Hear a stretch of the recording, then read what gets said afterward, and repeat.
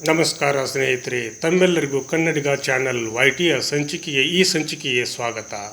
ನಾನಿವತ್ತು ಪ್ರಸ್ತುತಪಡಿಸ್ತಿರ್ತಕ್ಕಂಥದ್ದು ರಾಣಿ ಶುಗರ್ ಸಕ್ಕರೆ ಕಾರ್ಖಾನೆಯ ವಿಷಯವಾಗಿ ಈ ಸಂಚಿಕೆಯನ್ನು ನಾನು ಪ್ರಸ್ತುತಪಡಿಸ್ತಾ ಇದ್ದೇನೆ. ಯಾಕಂದರೆ ರಾಣಿ ಶುಗರ್ ಅಂತಂದ್ರೇ ಅದು ಇತಿಹಾಸದ ಪುಟಗಳಲ್ಲಿ ಇರ್ತಕ್ಕಂಥದ್ದು. ಅದು ಕೂಡ ಬೆಳಗಾವಿ ಜಿಲ್ಲೆಯಲ್ಲಿ ಪ್ರಥಮ ಬಾರಿಗೆ ನಿರ್ಮಾಣವಾಗಿರ್ತಕ್ಕಂಥ, ಅದು ರೈತರ ಶ್ರಮದಾನದಿಂದ, ಬೆವರಿನ ಹನಿಯಿಂದ ನಿರ್ಮಾಣವಾಗಿರ್ತಕ್ಕಂಥ ಒಂದು ಶುಗರ್ ಫ್ಯಾಕ್ಟ್ರಿ. ಆ ಶುಗರ್ ಫ್ಯಾಕ್ಟ್ರಿಗೆ ಇಲ್ಲಿವರೆಗೂ ನಾನಾ ರೀತಿಯ ಹಲವಾರು ಘಟಾನುಘಟಿ ನಾಯಕರೆನಿಸಿಕೊಂಡವರು ಅಧಿಕಾರವಾದ ಚುಕ್ಕಾಣಿಯನ್ನು ಹಿಡಿದು ಆ ಕಾರ್ಖಾನೆಯಿಂದನೇ ಅವರು ದೊಡ್ಡವರಾಗಿದ್ದಾರೆ. ಜೊತೆಗೆ ಅದರಿಂದನೇ ಅವರು ತಮ್ಮ ಬಾಳನ್ನು ಕಟ್ಟಿಕೊಂಡಿದ್ದಾರೆ. ಅದರಿಂದನೇ ಅವರು ಶ್ರೀಮಂತರಾಗಿ ಮೆರೀತಾ ಇದ್ದಾರೆ ಅನ್ನುವಂಥ ಭಾವನೆಗಳು ಆ ಶುಗರ್ ಫ್ಯಾಕ್ಟ್ರಿಯ ವ್ಯಾಪ್ತಿಯಲ್ಲಿ ಬರ್ತಿರ್ತಕ್ಕಂಥ ಹಲವಾರು ಷೇರುದಾರರು ಹೇಳ್ತಿರ್ತಕ್ಕಂಥ ಒಂದು ಸತ್ಯವಾದ ಮಾತು. ಹೀಗಿರಬೇಕಾದ್ರೆ ಈ ಒಂದು ಸಮಯದಲ್ಲಿ ಆ ಸಕ್ಕರೆ ಕಾರ್ಖಾನೆಗೆ ನಿಜಕ್ಕೂ ಕೂಡ ಗ್ರಹಣ ಹಿಡಿದಿದೆ ಅಂತಲೇ ಭಾವಿಸ್ಬೋದು. ಯಾಕಂದರೆ ಅದು ಹಲವಾರು ದಶಕಗಳಿಂದ ತನ್ನ ಒಂದು ಕಬ್ಬು ನುರಿಸುವ ಕಾರ್ಯದಿಂದ ರಾಜ್ಯದ ಬೆಳಗಾವಿ ಜಿಲ್ಲೆಯ ಸಮಸ್ತ ಕಬ್ಬು ಬೆಳೆಗಾರರಿಗೆ ಒಂದು ನಿಧಿಯಾದಂಥ ಈ ಕಾರ್ಖಾನೆಯನ್ನು ಇವತ್ತು ಹಾಳು ಹಚ್ಚಿ ಅದನ್ನು ಮೇಲೇಳದಂತೆ ಮಾಡಿರ್ತಕ್ಕಂಥ ಘಟಾನುಘಟಿ ನಾಯಕರು ಇವತ್ತು ಆ ಒಂದು ಫ್ಯಾಕ್ಟ್ರಿಯಲ್ಲಿ ಕೆಲಸ ಮಾಡುವಂಥ ನೌಕರರಿಗೆ ಸಂಬಳವನ್ನು ಕೂಡ ನೀಡದೇ ಇರ್ತಕ್ಕಂಥದ್ದು, ಹಾಗೂ ಸಂಬಳವನ್ನು ಕೂಡ ಸರಿಯಾಗಿ ನೀಡದೇ ಇರತಕ್ಕಂಥ ಪರಿಸ್ಥಿತಿ ಉದ್ಭವವಾಗಿರುವುದು ಕೂಡ ಸತ್ಯ.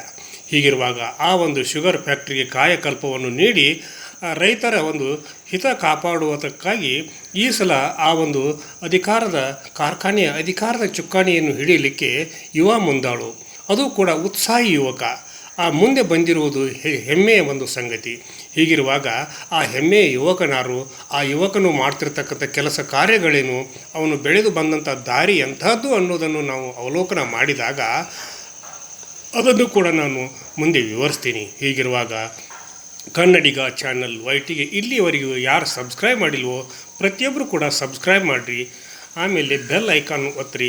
ಜೊತೆಗೆ ಈ ಒಂದು ಸಂಚಿಕೆಯನ್ನು ನಿಮ್ಮೆಲ್ಲರಿಗೂ, ರೈತ ಬಾಂಧವರೆಲ್ಲರಿಗೂ ಕೂಡ ಹಾಗೂ ನಾಡಿನ ಸಮಸ್ತ ಜನತೆಗೂ ಕೂಡ ತಲುಪಿಸ್ರಿ ಅಂತ ಮನವಿಯನ್ನು ಮಾಡಿಕೊಳ್ಳುತ್ತಾ, ಜೊತೆಗೆ ನಿಮ್ಮ ಕಮೆಂಟನ್ನು, ಲೈಕನ್ನು ಕೂಡ ಶೇರನ್ನು ಮಾಡಿ ನನಗೆ ಆಶೀರ್ವಾದ ಮಾಡಬೇಕಂತೇಳಿ ನಾನು ಈ ಸಂದರ್ಭದಲ್ಲಿ ತಮಗೆ ವಿನಂತಿಯನ್ನು ಕೂಡ ನಾನು ಮಾಡಿಕೊಳ್ತೀನಿ. ನಿಜಕ್ಕೂ ಕೂಡ ಆ ಯುವಕ ಯಾರು? ಆ ಯುವಕ ಈಗಾಗಲೇ ಅವರು ವಿಧಾನ ಪರಿಷತ್ತಿನ ಸದಸ್ಯರಾಗಿ ತನ್ನ ಒಂದು ಕಾರ್ಯವ್ಯಾಪ್ತಿಯಲ್ಲಿ ಒಂದು ಗುರುತರವಾದಂಥ ಕೆಲಸ ಕಾರ್ಯಗಳನ್ನು ನಿರ್ವಹಿಸ್ತಾ ಇರತಕ್ಕಂಥವರು. ಜೊತೆಗೆ DCC ಬ್ಯಾಂಕಿನ ಚುನಾವಣೆಗೆ ಅವರು ಖಾನಾಪುರ ಭಾಗದಿಂದ ಸ್ಪರ್ಧೆ ಮಾಡಬೇಕಂತೇಳಿ ಅವರು ಇಚ್ಛೆಯನ್ನು ಕೂಡ ಹೊಂದಿದವರು. ಹೀಗಿರುವಾಗ ಬೆಳಗಾವಿ ಜಿಲ್ಲೆಯ ಉಸ್ತುವಾರಿ ಸಚಿವರು ಹಾಗೂ ರಾಜ್ಯದ ಮುಂದಿನ CM ಅಂತಲೇ ಬಿಂಬಿತರಾಗ್ತಿರ್ತಕ್ಕಂಥ ಸತೀಶ್ ಜಾರಕಿಹೊಳಿ ಅವರು ನೀಡಿರ್ತಕ್ಕಂಥ ಒಂದು ಇಂಜೆಕ್ಷನ್ನಿಂದಾಗಿ ಅವರು DCC ಬ್ಯಾಂಕ್ ಚುನಾವಣೆಯ ಸ್ಪರ್ಧಾ ಕಣದಿಂದ ಹಿಂದೆ ಸರಿದರು. ಆ ಒಂದು ಚುಚ್ಚುಮದ್ದು ಏನು ಅನ್ನುವಂಥ ಒಂದು ವಿಚಾರವನ್ನು ನಾವು ಮಾಡಲಿಕ್ಕಾಗಿ ಅದು ಕೂಡ ಅದು ರಾಣಿ ಶುಗರ್ ಅನ್ನುವಂಥ ಒಂದು ವಿಷಯ ಈಗ ನಮಗೆ ಮನವರಿಕೆ ಆಗ್ತಾ ಇದೆ ಅನ್ನುವಂಥ ಭಾವನೆಗಳು ಕೂಡ ಬೆಳಗಾವಿ ಜಿಲ್ಲೆಯ ಬಹುತೇಕ ಎಲ್ಲರಿಗೂ ಕೂಡ ಅರ್ಥವಾಗಿರ್ತಕ್ಕಂಥ ವಿಷಯ. ಹೀಗಿರುವಾಗ ಜಾರಕಿಹೊಳಿಯವರಂತಂದ್ರೇ ನಿಜಕ್ಕೂ ಕೂಡ ಮುತ್ಸದ್ದಿ ಹಾಗೂ ಮುಂದಿನ ಆಲೋಚನೆಯನ್ನು ಗಮನದಲ್ಲಿಟ್ಟುಕೊಂಡು ಹಲವಾರು ರೀತಿಯ ಕಾರ್ಯತಂತ್ರಗಳನ್ನು ಹಾಗೂ ಅವರು ಮಾಡ್ತಿರ್ತಕ್ಕಂಥ ಕೆಲಸ ಕಾರ್ಯಗಳನ್ನು ಜನರ ಮೇಲೆ ಪರಿಣಾಮಕಾರಿಯಾಗಿ ಅವರಿಗೆ ತಲುಪುವಂತೆ ನೋಡಿಕೊಳ್ಳುವಂಥ ಜಾಣ ರಾಜಕಾರಣಿಗಳು. ಜೊತೆಗೆ ಅಷ್ಟೇ ರೈತರ ಬಗ್ಗೆ ಹಾಗೂ ಕಾರ್ಮಿಕರ ಬಗ್ಗೆ, ಜೊತೆಗೆ ಹಲವಾರು ರಂಗಗಳಲ್ಲಿರ್ತಕ್ಕಂಥ ವಿಶಿಷ್ಟ ಜನರ ಬಗ್ಗೆಯೂ ಕೂಡ ಅವರಿಗೆ ನಿಜಕ್ಕೂ ಕೂಡ ಕಳಕಳಿ ಇದೆ, ಕಾಳಜಿ ಇದೆ ಹಾಗೂ ಮಮಕಾರವಿದೆ.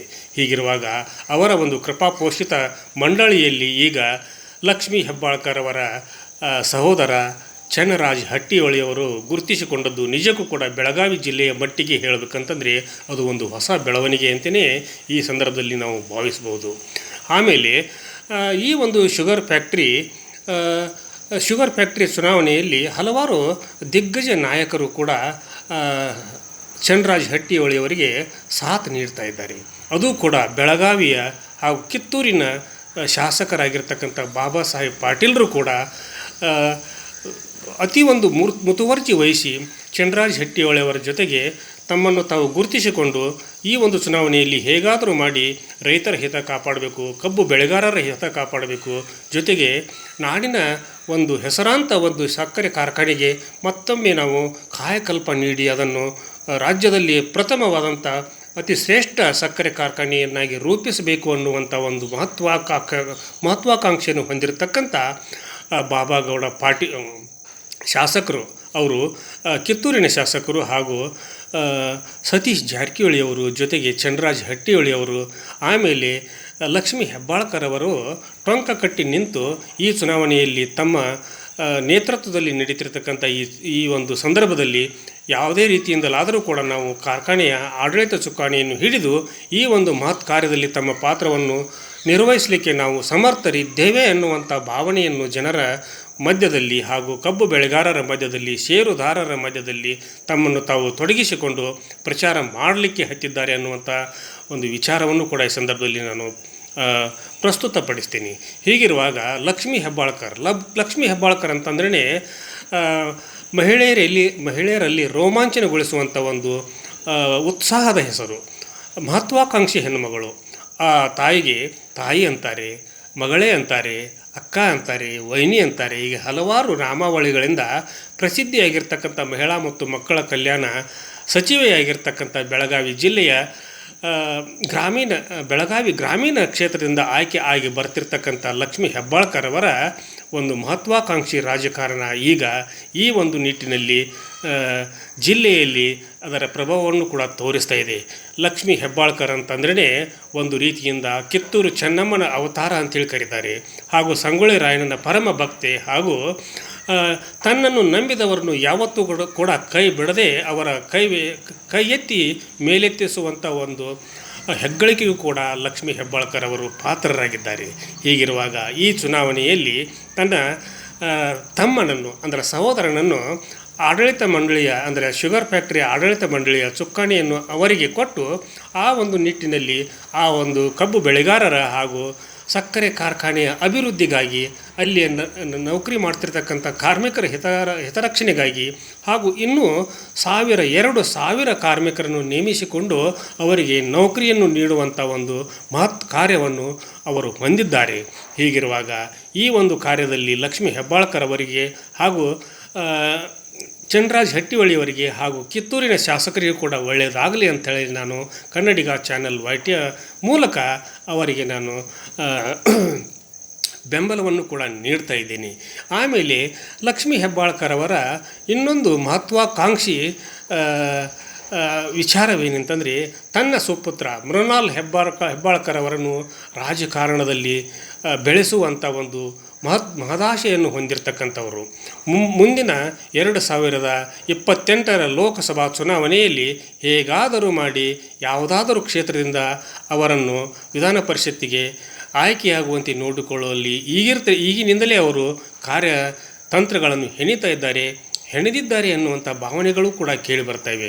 ಅದು ಆಮೇಲೆ ಅವರು ಲಿಂಗಾಯತ ಸಮಾಜದಲ್ಲಿ ಈ ಸಂದರ್ಭದಲ್ಲಿ ಅವರು ತಮ್ಮ ಛಾಪನ್ನು ಮೂಡಿಸಿರ್ತಕ್ಕಂಥ ದೊಡ್ಡ ನಾಯಕಿಯಾಗಿ ಕೂಡ ಬೆಳೀತಾ ಇದ್ದಾರೆ ಕೂಡ.